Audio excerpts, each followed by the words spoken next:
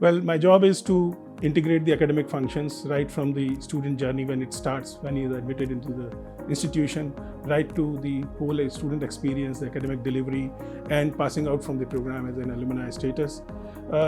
Various offices deliver different kind of functions and services in order to add to the best student experience and delivery of programs. Office of Academic Affairs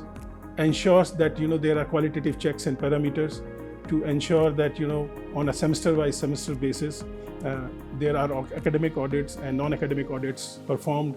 which ensure that benchmarks that we need to meet with both on the Indian and the international parameters, we qualify them, so that industry people who visit over here, they see that we are indeed delivering the quality education. The whole student experience is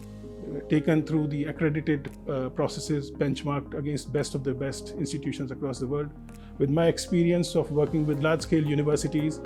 both in India and abroad, having set up a quality university in Africa, I feel that I am adding yet another credit to myself by adding to myself to the IISc journey.